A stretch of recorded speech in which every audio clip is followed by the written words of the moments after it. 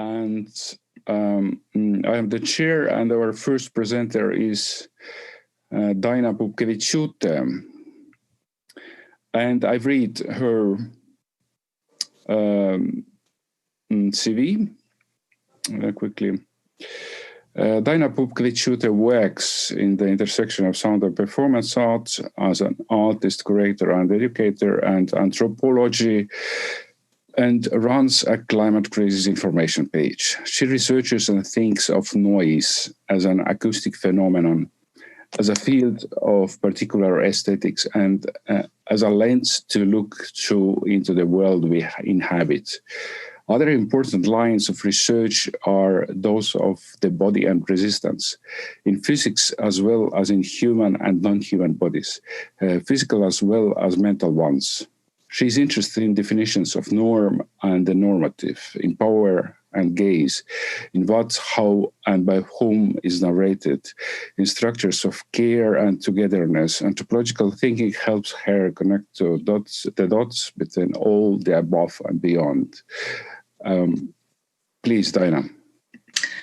Thanks very much, RAIVO. I'm going to start sharing the screen now. And please let me know if it's okay and visible. It's okay. So first of all, thanks very much for having me here. And good morning. And when I was considering this presentation, given the limitations, I was thinking that, well, online format is good format for storytelling. And even though the name of the paper might not feel a story being possible, I will try to do exactly that. And there have been times when I would talk about climate crisis in less formal settings than the current, and would be blessed perhaps with a comment that each should start from themselves. And so this time I do. This time I start from myself before this comment arrives. And hence, nel mezzo del cammin di nostra vita, mi ritrovai in una selva oscura che la diritta via era smarrita. Hai quanto a dir qual era e cosa dura. Esta selva selvaggia e aspra e forte che nel pensier rinnova la paura. And this is exactly how I'd put it. Well, maybe not in that many words as Dante did, because it was sometime upon what I think was the middle of my possible life that I entered this beautiful forest. With the aim to understand what affects proliferate in a place which represented at that time the forepost of environmental resistance in Europe. And this was Hambach Forest, North Rhine-Westphalia, Germany. And it had historically been this old-growth forest extending from Köln to Netherlands. But at the time of my research project in the summer of 2018, it had shrunk to only 200 hectares. And for those that are unfamiliar with this measuring unit, I would say that you can walk around this sort of territory effortlessly in several hours' time. And those that research forest ecosystems know that a forest which is being fragmented by roads and decimated in such a way as this one is changing completely. And what was happening in Hambach Forest was an intense destruction. It was relentless felling in response to which people had occupied the forest in order to save what remained of it. They were constructing tree houses, some of which were in the height of 25 meters and some a bit lower. And tree houses were in blocks or tiny villages or barrios, and human presence was ever growing. And this effort, as well as endless protest campaigns, had been going on in the territory since 2012 in order to oppose or possibly halt or at least slow down the expansion of a nearby lignite mine. Lignite, which is also called brown coal, is mined by huge diggers opening these immense holes in the ground. And it's an open pit mining process, which means that during it, a lot of small particles, radioactives as well, are released into the air, contaminating areas for miles around the excavation sites.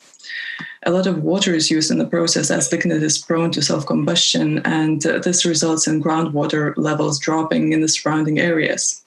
And sometimes it drops in an extreme way. and what had been noticed by people in villages around this area. And many of those villages are not there anymore as people were relocated, and dead people were relocated as well, like digging up entire cemeteries, were cracks and openings in the walls of their homes that are apparently due to the aforementioned processes. The hole, which by those in the forest was called Mordor, is immense. Its operational area is the size of nearly 44 square kilometers, so it's bigger than Tartu, where I'm at now, with a depth of 299 meters below sea level. So to come back to the forest, I was there to understand this entire production of social space, a utopia of sorts, as agreed by those that were creating that space. The space had a serious force of enchantment on me as well as on many others. And not only because it was sort of reminiscent of my favorite Star Wars characters, Ewoks, and their dwellings. One of the things that was enchanting me was this pursuit to create a caring place amidst the horror of destruction. And what moved me particularly was the relentless effort of those that had spent months or years doing the seemingly, pointless job of building tree houses just to have them torn down, protecting what little bit of forest had remained. Although most acknowledge that this might be the last season, and in the summer of 2018, there was this feeling of looming end, which culminated in a death of a journalist that fell to his death from one of the passageways in September. And when I analyze all of that experience now, and when I think about that forest, that occupation, those tree houses, and each of those persons that shared their lives, meals, sleeping space, time with me, I think that all of that has moved me more than anything had ever done so in most of my previous life. And there was this citation from one of my interlocutors. I fell in love with the place, they said, and I fell in love with the place too. But at that point, I had to finalize my fieldwork, pack up my sleeping bags, get home to start writing up and get back to something what is called regular, which in my case was performance and sound and curating and educating and studying social anthropology and being a mom of 2 cats. But the comeback was not really possible. So I remember one of the interlocutors telling me that this place will radicalize you. And in a way, they were right. And until that fieldwork, I was always thinking of myself as someone who does care about nature, planet, in the sense that I didn't litter. During my walks, I would pick somebody else's trash, sort everything for recycling, renounce to having a car, and minimize air travel. Yet something was lacking in this love for nature, quotation marks. And I guess that was the love itself, this emotional entanglement, love which makes one capable of assuming responsibility in impossible situations. And it is impossible to feel this sort of love when we are completely estranged and distant, and which is exactly what happens when we are part of this mega machine, as Fabian Scheidler calls the regime we live in and propagated by our choices. So this period in the forest resulted in some emotional or more likely affective entanglements that I had never experienced before. I came back from this fieldwork rather shaken, and although I had seen and theorized the futility of art markets, which consist of a variety of economical and political relationships or networks way before this, way before anthropology happened in my life, so to say, this experience was that which made me even more sensitive, allergic maybe, to display of pretty surfaces, of smoke and mirrors, whichever term you prefer. And writing about environmental activism and people that chose to fight this fight against all odds, confronted with mocking smiles and condescending nods, as power is not on their side, made me even less patient to conceptual bullcrap that emits a greenish glow in art contexts that want to keep up with the trends. And After this, what do I make of such claims as that of Istanbul Biennial of 2019? Citation. Today we are acknowledging that the canonical Western division between nature and culture has come to an end. The Anthropocene theory has contributed to this awareness as the impact of human activities on nature generates an intertwined world where culture is reintegrating into nature and vice versa. So not only is Anthropocene term disputed as not necessarily applicable and adequate in a constant discussion between various thinkers and practitioners, there is a list of way more accurate, albeit less fashionable terms. And among them, there are such as Capitalocene, which puts forward the cause of the catastrophe that we are experiencing at the moment, or the capitalist mindset and capitalist system, as well as Plasticine, referring to the era of the production of plastic, currently the most common element in the fish humans consume. Thermocene, an era of global heating, or even Pyrocene, given that global heating, some scientists are arguing that this is a more appropriate way of defining the global warming, is caused mainly by combustion of fossil fuels in forests. However, one geologist, Richard Stallman, might just have guessed the reasons why these terms are not making it in the broader discourse. In his critique of the term, he noticed that Anthropocene could inspire irrational pride in some humans. They might regard the new epoch as a kind of medal for humanity, although what we did during this epoch is killed off countless animals, entire species, and are continuing to wipe the life off of the face of the earth. So Istanbul Biennial, dedicated to explore the so-called seventh continent, that of human-produced waste of mass-produced items, produces on its turn yet another siding of items, all of which are produced, shipped, stored, shipped back. And we can do an example closer to home. How do I make sense of a pavilion that claims to expose our idleness in the face of climate change, yet transports 32 tons of sand from Lithuania to Venice, which is approximately 1,800 kilometers, and flies singers of the opera forth and back for the entirety of the duration of this piece, which is approximately 4 months? Is this really the cause where the end justifies the means? I'm asking myself mostly. Are some lives more worthy of saving than others? I ask too, when I think about the swamp dug up to be transported as part of yet another exhibition, which claims to invite for a discussion around the solutions for global, spatial, ecological, and architectural issues. Is Greenland ice installation melting in the public space a good idea to draw attention of climate summit participants, or is it yet another ego trip producing the violence with which humans exploit nature, not acknowledging it as a network of sensing beings that ensure the life on this planet being possible in the first place, but as a set of resources?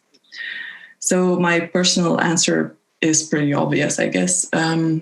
And yet a couple of years pass by from, for example, this installation of Olafur Eliasson, and my hope for a change is responded to by yet another installation, the picture of which I've, I think, missed, which is Cambio in the Serpentine Gallery by a designer duo, Forma Fantasma, Andrea Trimarchi and Simone Farazin. And they are adamant that they dissect the ecological and political responsibilities of their discipline. They claim to be aiming to learn from other species, such as timber, they say. This is a citation. And they're making a lapsus linguae by the way of anonymizing the tree they've dissected and laid out in the gallery space. They kind of contradict themselves and their claim of trying to make a dialogue. And these are just several examples among the endless works that sport the keyword sustainable, ecologies, green, and similar. And of course, there are networks and single artists that aim at pursuing different processes, ways that would not only be sustainable, but also regenerative. However, these remain the fraction of the whole, and they somewhere in the outskirts. So what of it? Louisa Buck, an author at the Art newspaper, penned an article last October discussing small green gestures of freeze fare. And she's admitting to the futility of changing paper or card tickets for digital ones, as she should, and asks how would the structure of the international art world, and especially art fairs, function in the face of drastic restriction in air travel, or if the only permissible building materials were recycled or recyclable, or if there was legislation stipulating zero emissions. However, perchance an even more important question she asks is at the end of her article, and what value would art hold when we run out of food? Which might seem like a far-fetched and nearly impossible option, and maybe dystopian for some. However, for social scientists, it is a pretty real and close one. So what do?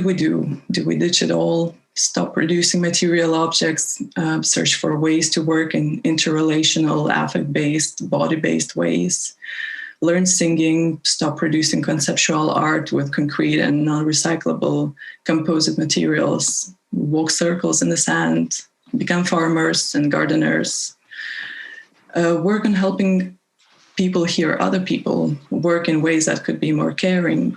Do we grieve? And I myself don't have an answer yet, I guess. Thus, this is more a way of asking you too, and a way of kind of contributing to this discussion field. Thanks very much. Thank you. Thank you very much. You were in time. Are we talking, having questions as well from audience? Does anybody wants to ask with voice, please? I want to support Daina. Okay, sure. Thanks, Vytautai. And yeah, it's an interesting thing how you put all the things together. And it's easy to be critical, but also it's very difficult to be radical. If, for example, we speak about the sand, which was used, or what is it, recycled or upcycled. Some of them, of course, it was wasted into the canals, but some of them was also used for supporting kids' activities. It was used for children playgrounds, and kids were very happy because we don't have a good quality of sand in Venice. How do you think about this? Other good ways of recycling or upcycling leftovers from art? Well, I'm not sure if there is a good way to recycle, and what most people working in the, not in arts are talking about is that recycling is not an answer, and the only answer that we would have to orient ourselves towards would be not using more materials, not producing new things, not initiating new processes. And this is, of course, quite difficult because that means that basically we have to change everything from everything that we knew about how we produce arts or how we do things, right? Because the art world, as any other world, is part of this global economy, sadly, and this global economy is about production and multiplication and producing more in order to grow economies. So I think it's really difficult to find ways for ourselves which would be not only sustainable, but also kind of right in this context, because, you can reuse that sand that you brought there, for example, but you still have left a huge footprint by the mere fact of transporting it all over Europe, and 32 tons is a huge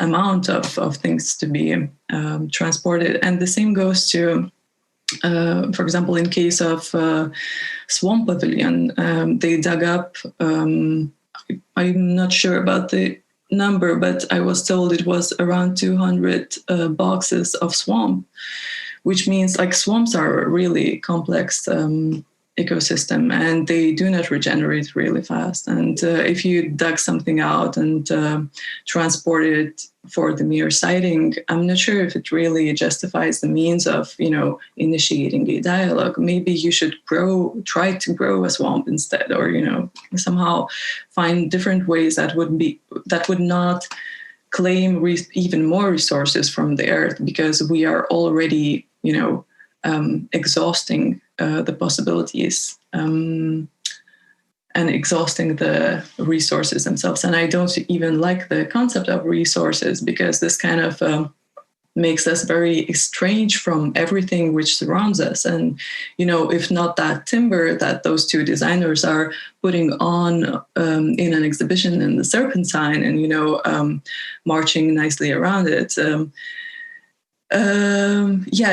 it's kind of, they anonymize the timber, like, this is the timber. It's not a pine. It's not some other tree. It's just timber. And they're saying that they're initiating a dialogue, which to my mind is not a good way of initiating anything. You just basically kill off and then you say, we are initiating a dialogue with you. So yeah, for myself, it was also it is still a difficult challenge to kind of find the right way of working around it. And what I was trying to do was trying to work to find ways that would be based on affect and relationality. So a lot of things that I kind of theorized in my anthropology work, I'm trying to put back to the arts practice. And this resulted in some workshops with students. This resulted with some workshops with music teachers, so both performance and sound workshops, where I was trying to propose different ways of interrelating, firstly, between themselves, and then secondly, between themselves and everything around them. So in sound workshops, we might be learning to actually listen and hear how the noise and anthropogenic nature results in silencing of the nature, and how we can actually hear how species are becoming extinct.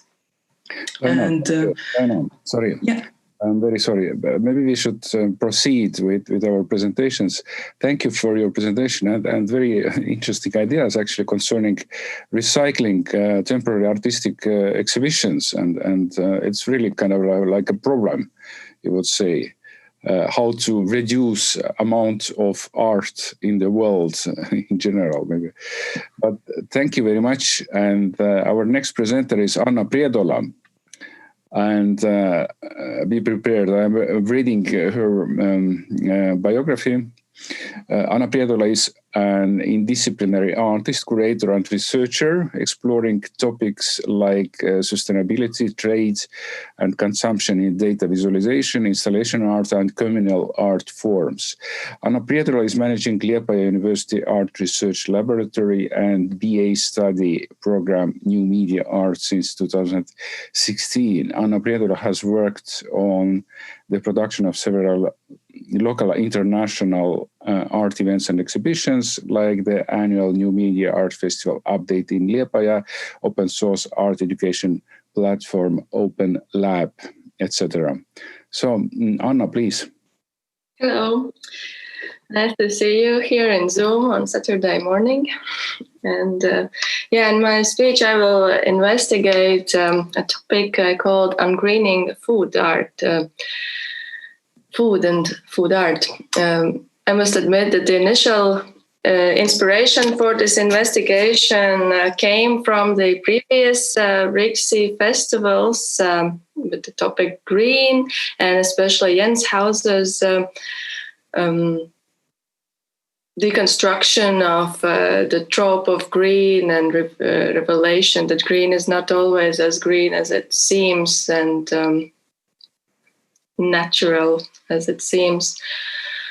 And also currently Art Research Laboratory where I work is taking part in this Creative Europe project, Green Revisited, together with Rick C. and also Jens Hauser and other media art centers in Europe, where we explore the nature cultures paradigm.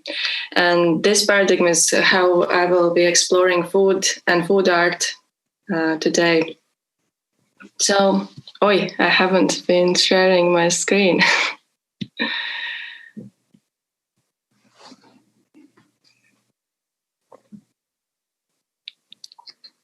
And so in my artistic practice, I have been working with food as a medium and also as a theme in art since 2016, periodically switching also to different themes. But I must admit I'm fascinated by this multimodality of this material as it's visual, tactile, and olfactory, and you can smell it. And as also food has been part of human culture, the basic part of human culture, it also contains a lot of symbolic meanings, which I also find fascinating to work with. And how I use food is often in data representation, which can otherwise be quite dry sometimes, the data visualizations, but when you use food as this wet medium, I hope it becomes sometimes more multidimensional in its expression. So as a background here, I used a detail of also data visualization for quick pop-up exhibition in Liepāja, which where I visualized the wealth of the yearly yield of wealthiest Latvian people in comparison with the average Latvian income, yearly income, and I depicted it using cabbage as the abundant food we have often here in the Nordic regions. And it was very interesting that after a couple of days, the big piles of the cabbage started to rot and stink.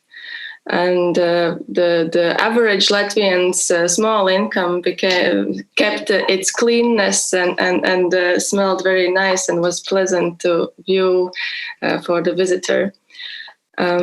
So this was the beginning of the installation, and then how it developed in a very rapid time. And I was also said that cabbage is often used as an expression, how we call money in Latvia.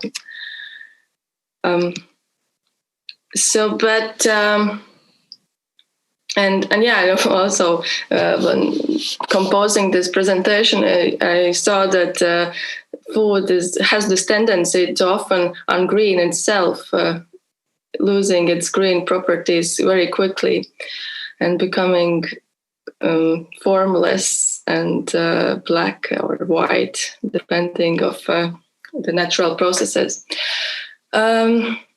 I must say that working with food is not always easy or sometimes not so accepted by the audiences, and also by the national arts funds. The culture funds don't support purchasing food as a material for art. I don't know. Apparently, artists should not eat at all.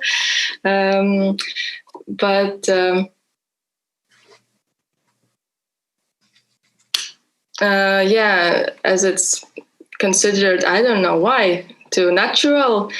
So there is this question, do we need to ungreen food for it to fit into this realm of art?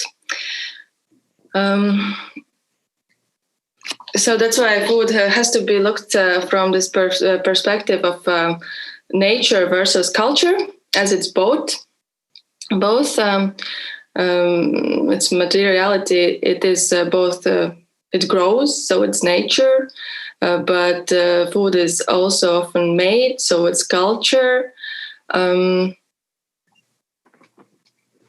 there's also, but the next step when analyzing food from this nature culture perspective is a bit more difficult, as it's often considered that culture is symbolic and touching the high senses of high intellectual senses of human, but food is bodily and relating to the low senses.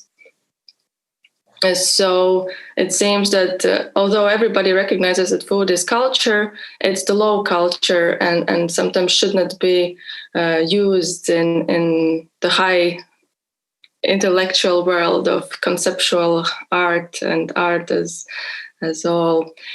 But of course, this notion of nature and distinction of nature and culture seems outdated currently.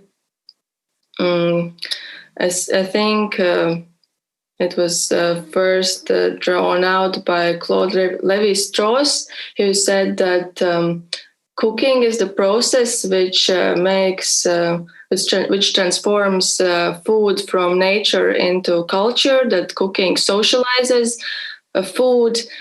But as we know from today and the biotechnologies of today, food is often transformed and man by man, even before it's being pulled out of the ground. So it's already this nature culture in itself from the stage of the seed.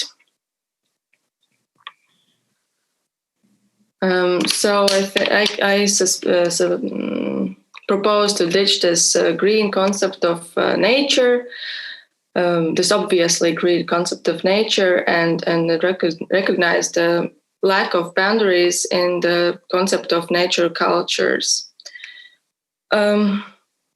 But the nature cultural approach for me seems not even less dangerous, as it gives this false belief that people can design even very vast and complex processes in nature, referring to this also idea about Anthropocene, where human has totally transformed nature, and then all the heads of the World United Nations meet together and agree that we will, as a humanity, we will stop the global warming, that it's possible even, which for me seems like very arrogant conclusion of humanity, that we are so powerful. And often these green choices, which people make being good citizens, for example, switching to vegetarian diet.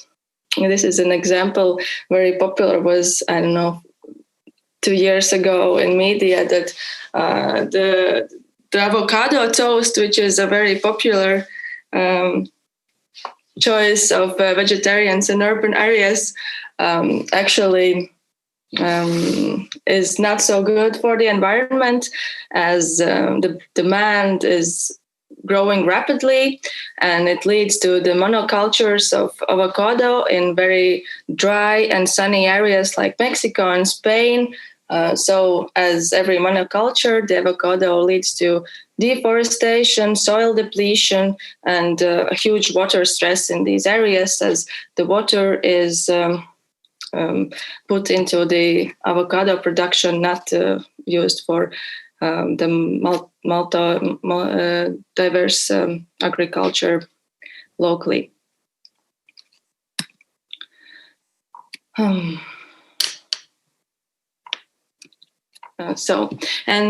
This process is called by ecological philosopher Timothy Morton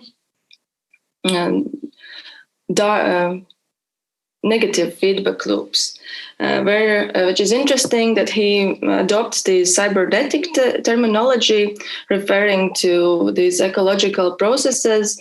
So he's analyzing current ecology from this ecosystemic perspective, which is derived from cybernetics, and which also depicts this human image of ecosystems as something like analyzable and controllable even.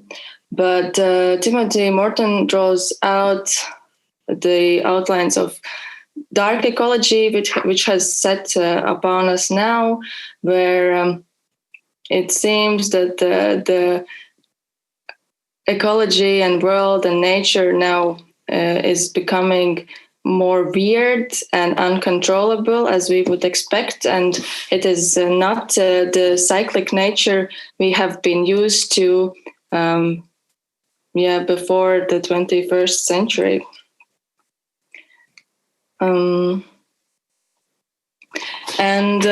Timothy Morton and this dark ecology draws out the main reason for all of the ecological problems, which is agri-logistic thinking, which is this thinking of making boundaries between natural world and human world, cultural world, to make this safe space for humans to accumulate food resources and to live this quantitative, not qualitative, so safe life. And in 2017, I was also exploring at that time the new local social network of people who were gathering to popularize the biologic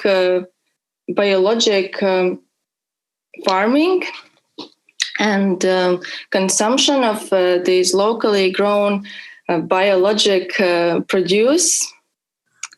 So they gathered around the consumption of consumption of this biologic food, this concept of biologic food seems very interesting for me. So I looked in my data representation, what do they eat, these people, and it turned out that their diet is very limited, and basically the most popular products are potatoes and carrots and apples, and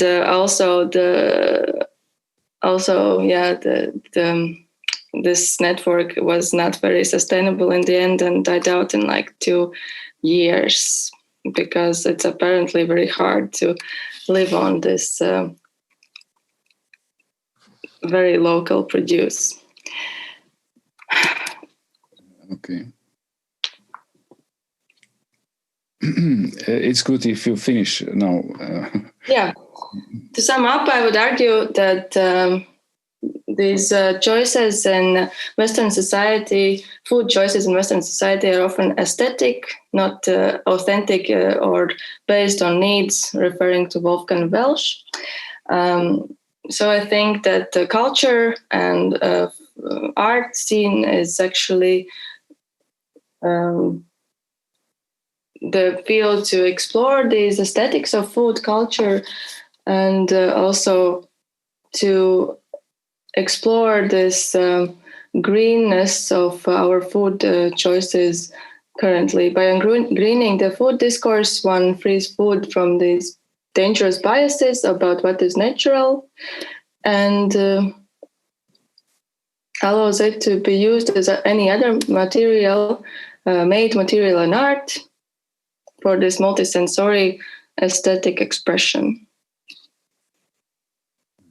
Okay, thank you, Anna. Do we have quick comment, question? Just one? I just have a quick tip for you, Anna. It was super interesting. I used to work with one artist from Czech Republic. Her name is Johana Stříšková. I will write you her name into chat, and she's also dealing with food and what food means for the culture. We, for example, did an exhibition where she exhibited the kombucha artwork, so it might be interesting for you. So I'm sending it to you. And thank you. Thank you. Thank you for this comment, Diana. We are proceeding with the next presenters now, who are Dr. Lina MICHELKEVICE and Dr. Vytautas MICHELKEVICIUS. Hello, hello. Hi, I read your bio quickly, as quickly as I can.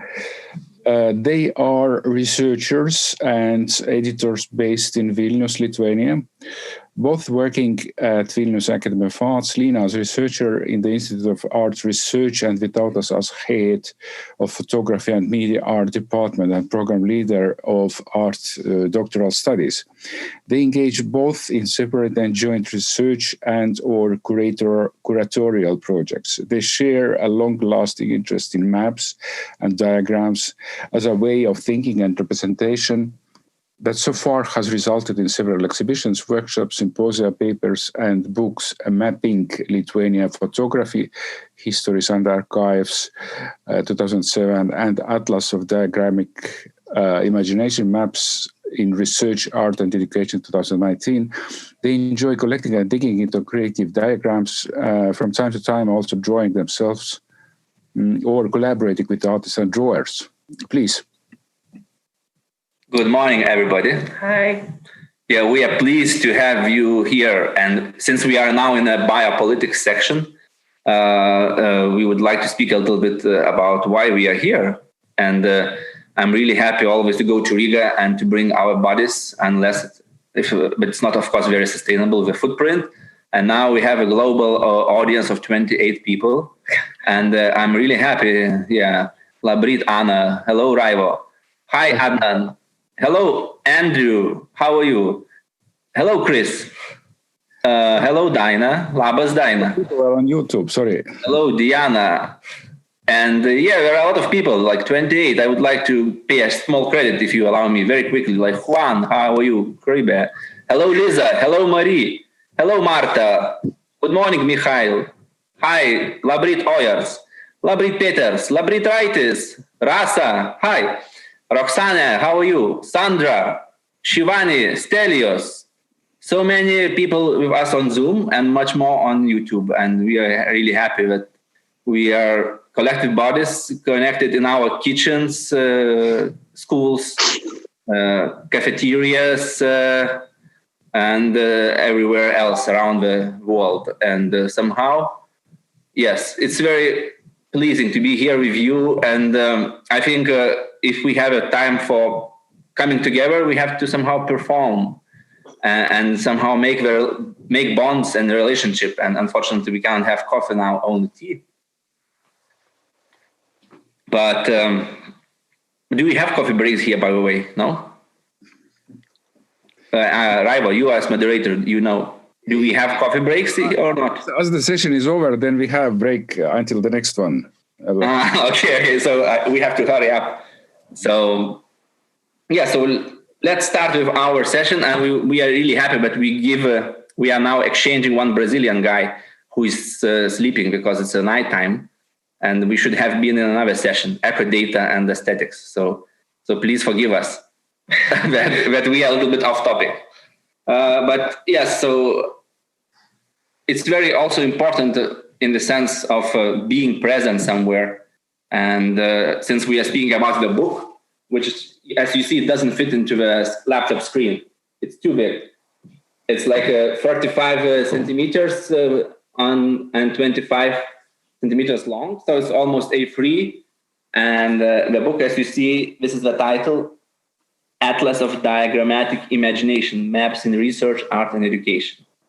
And we have been working on this topic for quite a few years, almost since 2007, together and with some other partners, artists, drawers, and technicians and designers. And this is a result of a huge community and investment through different projects. And what we wanted to say that in this digital times and on these digital screens, we somehow prefer analog aesthetics. And you see in the background, this is very nice drawings made by Nikolaus Ganser, artist, who was drawing them when he was lying on the floor and with his full body moving around and also traveling, and he left some traces of his body and mind. And now it's time for Lina. So what do you want me to say? Should I talk more about the book? What I can say, I mean, as Vytautas told, it's a book of collaborative work. So there are many authors included and many. And so what we did, we asked our collaborators to contribute something on diagrams, reflect diagrams, but using tools, methods, or ways which are inherent in their practice. Yeah, that are very natural to them. So the artists, they used their artistic ways, they drew or diagrams, like researchers, they wrote texts. So there were also educators who did workshops with students or school children, and also included the results in the book.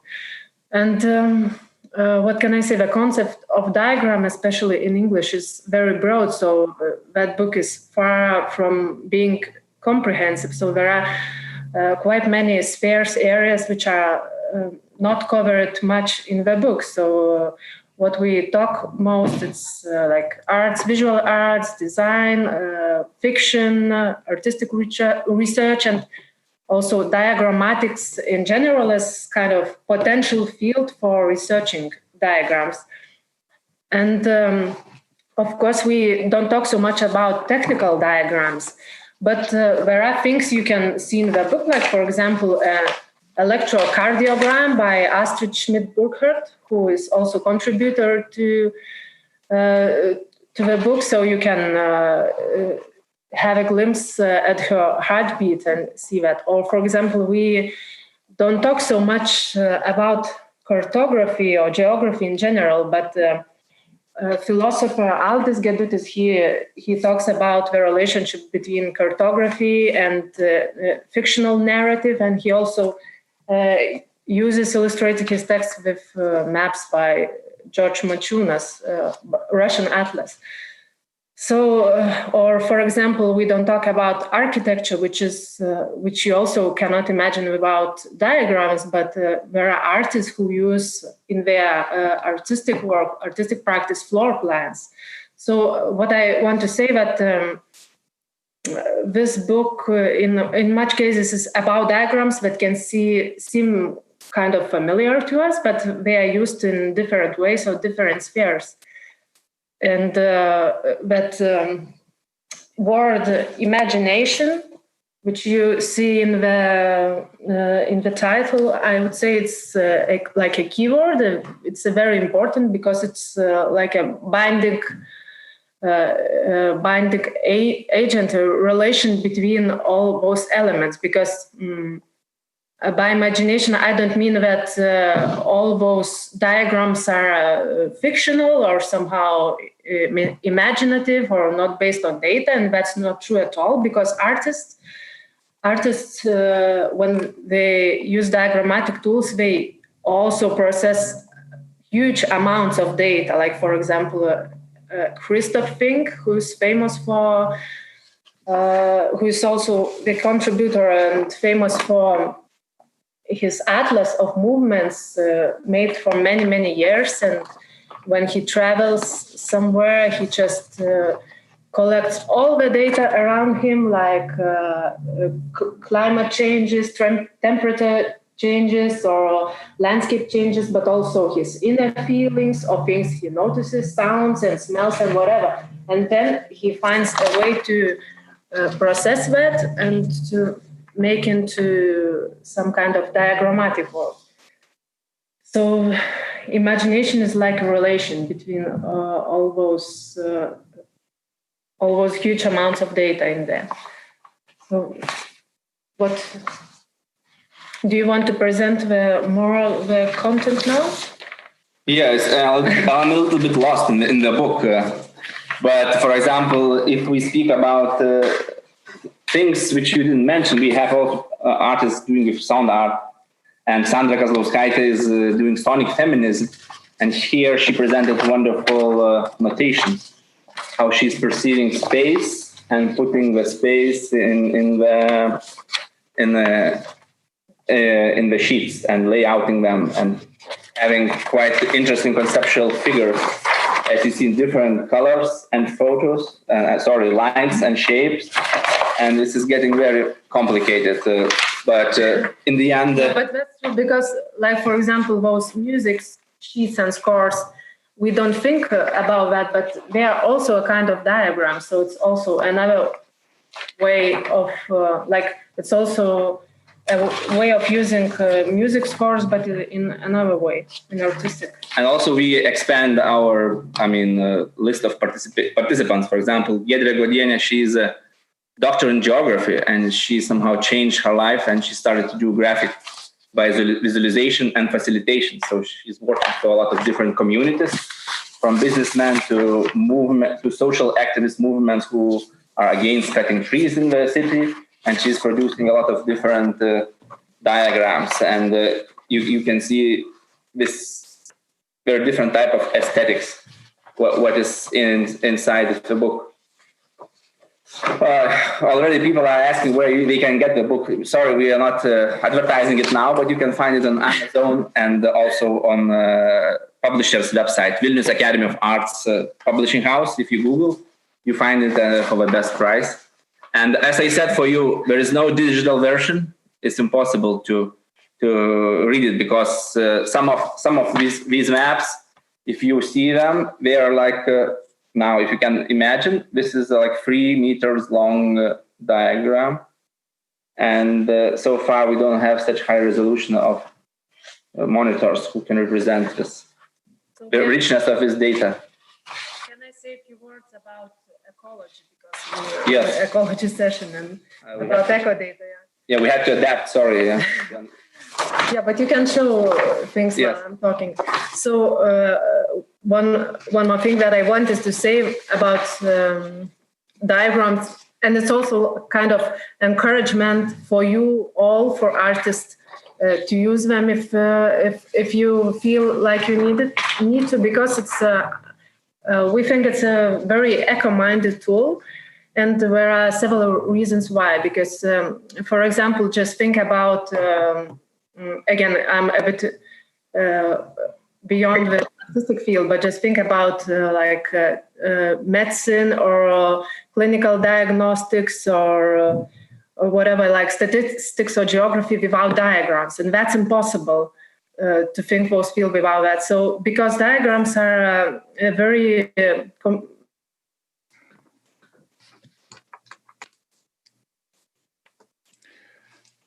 Hello, we lost you. Vytautas. Good tool. We lost you for a while, and you are not getting through.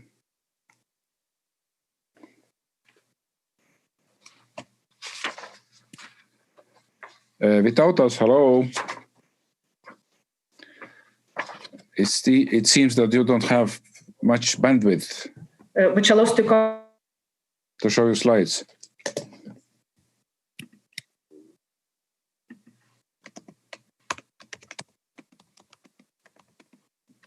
convey data and often huge, and to make it into visual, often, like example, clinical diagnostics. There are also another reasons to is, example, children knowledge or philosopher and educationist. He worked with programs to draw the trajectories, so without imposing language-based explanations on them. Is it working or not? I don't know. Now it's working, but there was a glitch. There was a kind of gap in your presentation. Okay. How long was it? 1 minute or? No, it was shorter, like 10 seconds, Okay. 10, 15 seconds. But yeah. So we are about to end our presentation. Yes, that's good, actually. It's very good. First of all, advertisement of the very good book. And I understand your obsession of diagrams. It has been already kind of long time. But maybe I just ask very quick question. If as you were saying about yes. Do you hear us? I hear you.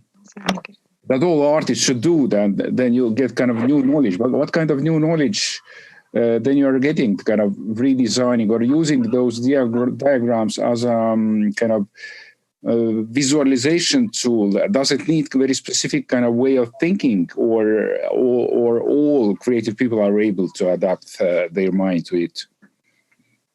Yes. Do you hear us? Yeah, it's a bit different. Now we are. You should switch off something. Sorry. Sorry.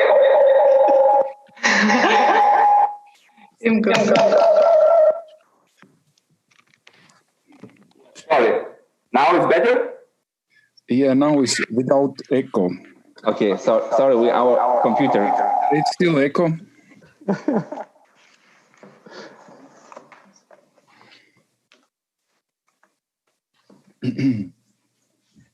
1 second. Is it now better? Yes. You keep talking, then yes. I say yeah. Now it's okay. Okay, good. Yeah, thank you. Sorry, yeah, you see, it's abundance of data and it's too many things happening around, and our one computer crashed, so we had to go on another one. Yeah, so I think everybody can do it. Of course, it depends on your skills. I mean, if you practice enough and if you study and do some exercises, you are much more knowledgeable, or you develop your language of diagramming. And we are a little bit also fighting against logocentrism, if you know what it is. It's I mean, there's too much text around us, and we think that putting some thoughts into images will help, will save the world, and we will reach the audience in a better ways. I mean, actually, one of the assumptions is that contemporary world is so complicated and difficult that you need some new tools to speak about it and represent it. And language is, written language is not enough. So that's why we have somehow to go in visual. So I just want to show, probably you know this diagram, which is by Charles Darwin, and it's so famous by now that it's used even in tattoos and on, and whatever, on cups, on flasks, on iPhone cases, and everywhere. So you don't have to be an artist to draw diagrams. And this diagram was, he drew in his notebook like 20 years before his Origin of Species was published. So it was like the very first sketch which catched that idea, which came to his mind about how species evolved and developed into more different species. So a diagram is a very useful tool, which also can help for you when something is not yet very verbal in your mind. So it's, I think everyone can do if you feel a need to do that. Mm-hmm. Thank you, Lina and Vytautas. Thank you very much. And we are leaving you now. And And thank you actually for your very performative presentation, because it's always, we are very bored from those Zoom presentation where there's not much change. Yeah, I think we have to learn. It's still the beginning, so we have to learn to be performative on the screen. Yeah, that's thank you for that. Okay, let's go forward in a little bit formal way with Martin KRUPA and Daina KNÉŽÍNKOVÁ presentation, regional reflection. And I'm doing again this formal job and reading their bios. Daina KNÉŽÍNKOVÁ graduated with a master's degree in the Faculty of Art and Design of the Jan Evangelista Purkine University in Usti nad Labem in the curatorial studies program. She co-founded curatorial platform Three Kuratorki, and she's organized several exhibitions in young Czech contemporary artists in both Usti nad Labem and Prague. Martin KRUPA graduated with a master's degree in the Faculty of Art and Design of the Jan Evangelista Purkine University in Usti nad Labem in digital media studio, and he currently studies PhD program in visual communication. He's been part of many exhibitions and art events of young contemporary art, such as Jelgava Film Festival, Labyrinth exhibition in Pragovka Gallery, and Total Solo Festival Neue Musik in Linz. Please, Daina and Martin, who is going to present? Thank you, RAIVO, for the introduction. I will just explain the situation right now. Can you hear me? Yeah. That's fine? Yeah. So the situation is that we were supposed to be in one place. Where is Martin at the moment? He will show you the live stream of the damaged landscape we will talk about. But I'm currently in the quarantine, so I could not join him. So that's why we are we're gonna skip each other and do it kind of like this. So thank you for the opportunity to talk today here. Good morning to everyone, wherever are you. I'm now currently in Prague, in Czech Republic. So I would like to introduce you myself and my colleague Martin KRUPA. Martin is a contemporary artist who focuses in his work on video art, and I, Daina KNÉŽÍNKOVÁ, am a contemporary art curator, as RAIVO already told. And now, Martin, we will show you some pictures and videos of the digital media studio, and Martin will now show you the place where he is currently at the moment. Everybody see something? No. See the video. Okay. Hello, everybody. Firstly, I would like to introduce the view you can see behind me.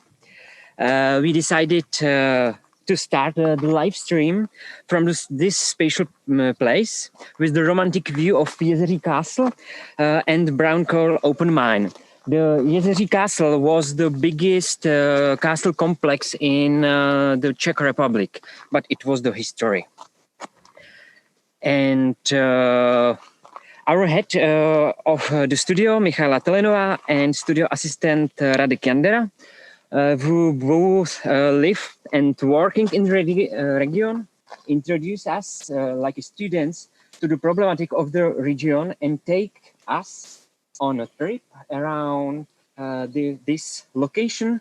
And its atmosphere is very significant for many students and their studio works. And I forget to show you where I am on the map. I stay here on the view, and you can see the landscape around the region.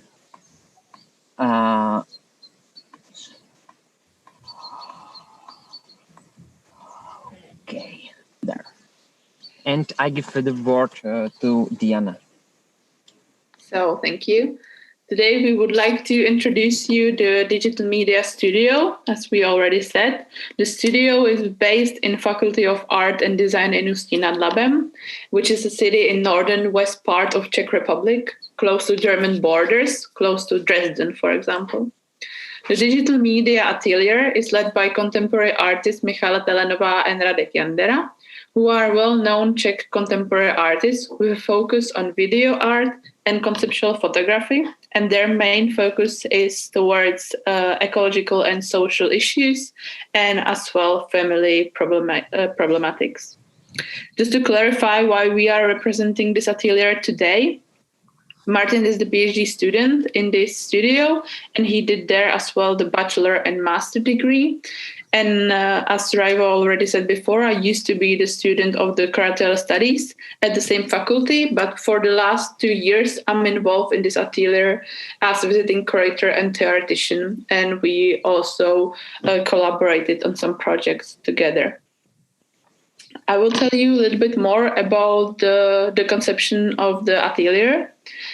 It works like this, that the students and teachers of the Digital Media Atelier are often focusing on these topics, as I already mentioned, which are ecological themes. While most of these themes react toward the Ústí nad Labem region.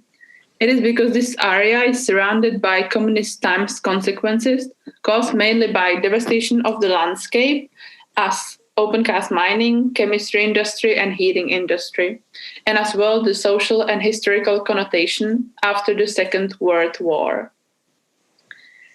These ecological and social reasons are that strongly visible that such environment creates dialogue and space for collaborative work with the ecological background.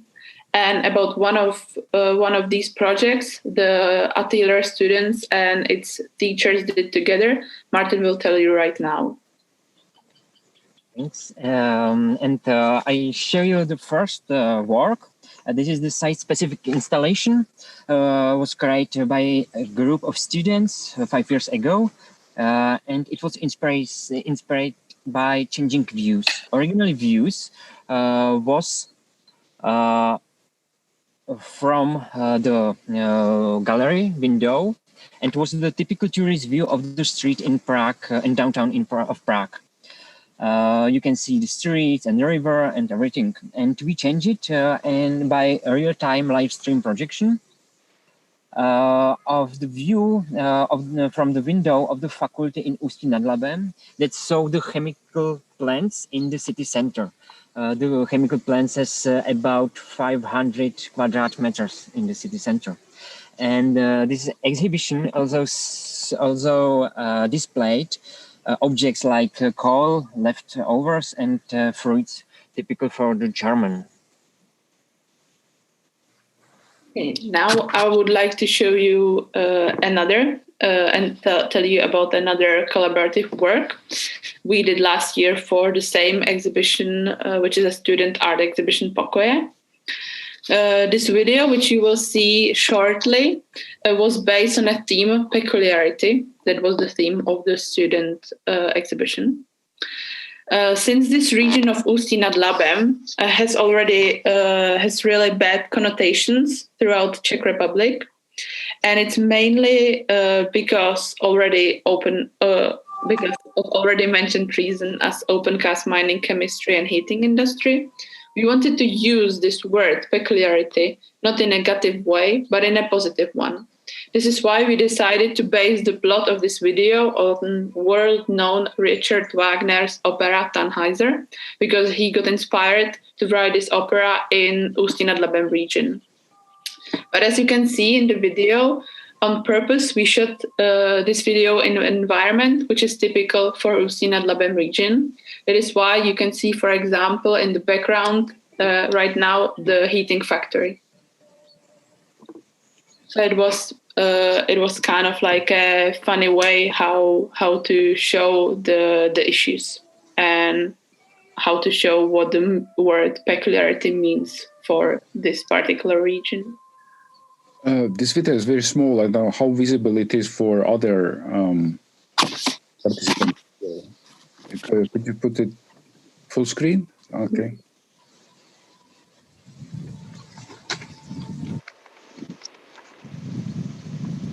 Máme tam zvuk, Martine. Zvuk?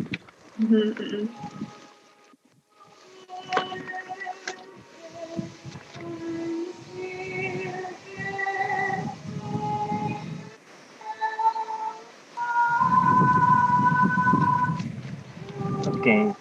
We will then send you all the links to the Vimeo, so you can check it out as well then. Okay, and this was the exhibition itself. We wanted to really show that that Ústí can be beautiful as well. So that's why we use this opera kind of installation. So you could actually sit in the classical theater chairs, and you had the red velvet, and it was shown in this beautiful way. And now Martin will tell you more about another work the atelier did together. Okay, another work, another student's work observed the present of the region from the overview of the future, and uses the principle of mixing the present and past. The view of the chemical plants together with a parody of the popular song from the 60s by a recognized citizen of Ústí nad Labem.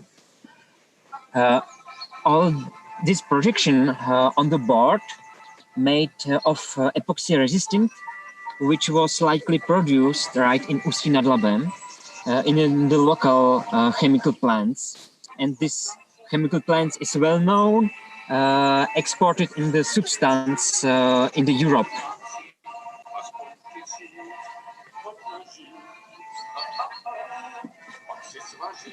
And this is one of the most typical song from 60s, which is like a really kind of like a national treasure. So that's why it was used in this, again, bad, funny connotation.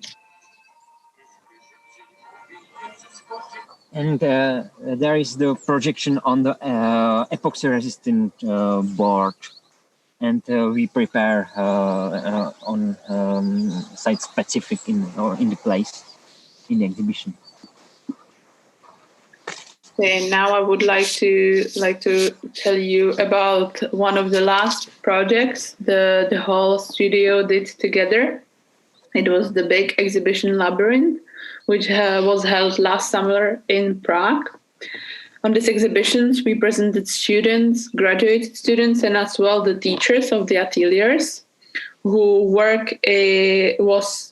exhibited work was, of course, focused on ecological and social situation in Ústí nad Labem.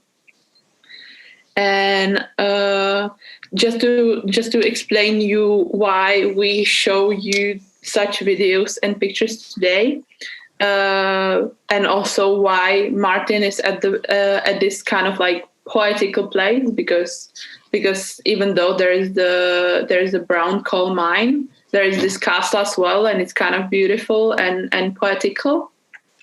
So as you could see from all those videos and pictures, the themes that the digital media atelier are focusing the most aren't just simple ecological themes, which would be mostly activist. It used to be from 60s to 90s, for example, because in that time the artworks which were showing ecological problems were mostly activist.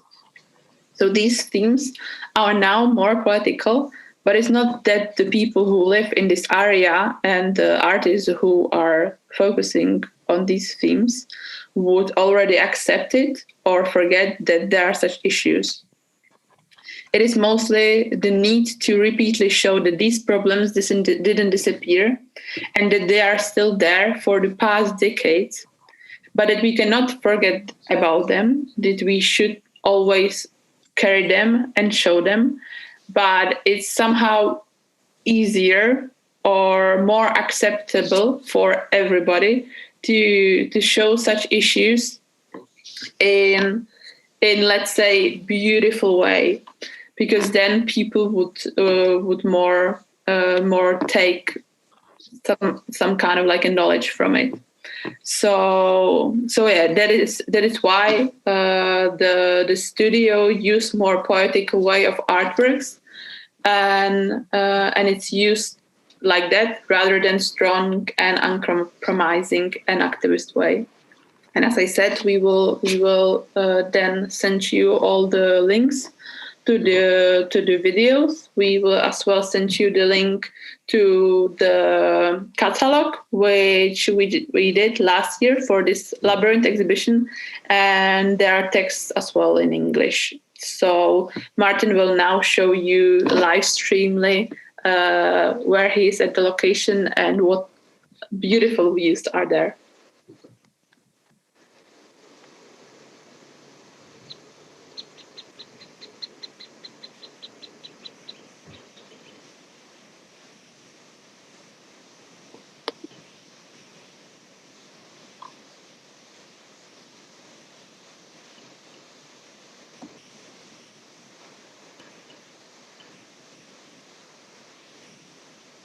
And maybe just to get you into one more concept, there's another city which is like which theme it's really much the ecological problem, not just Ústí nad Labem, but there's one more city. It's called Most, and this whole city was moved because of the mining, and there is one special story about that. There used to be a church which was moved 500 meters because of the mining. So that's kind of like another story from this area, and a lot of artists are referring toward this theme, because as well the Most city was really beautiful and historical, and since it was happening during the 70s, there was not they didn't care about the monuments, and they just shoot them off to do the mining. So yeah, and this is the whole interior, and this is a picture from the exhibition in Pragovka. So yeah, I think that we are done. Thank you for that, and yeah, feel free to ask questions if you have. Okay, thank you very much, Diana and Martin. And so basically we finished our session now, but if anybody have questions, comments to all presenters we had now in this session, please, you can write them in chat as well.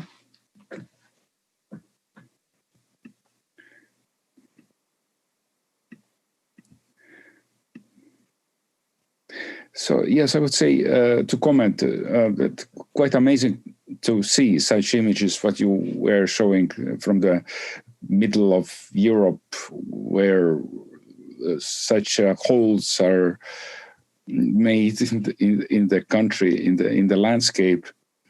At the same time, the historical monuments are there around. But is there? I would like to ask. Is there some sort of kind of attempt to kind of recultivate these areas as well, which are kind of abandoned, where this mining activity has finished? Is there kind of reversal activity going on somewhere or not? Yeah, there is the recultivation. Thank you for the question. There is the recultivation going on. For example, as you could see in this Tannhäuser video, you saw the heating factory in the background, but on the place, that's the already recultivated area, because the mining ended up there. And as well, now there is recultivation going on in this another city, which I mentioned, Most. And they are supposed to, because there is a lake, and they're supposed to do the recreation area around the lake and make it beautiful again. But in the same time, there are those factories around, so it's kind of like an ironical thing. But yeah, it's happening. I was just checking the map around that city, and here is Jezero Milada, kind of lake, which is it kind of artificial lake or or natural lake, because it looks from the space very kind of geometrical. How you comment? That's not the natural lake. That's the lake which became after the watering the mine.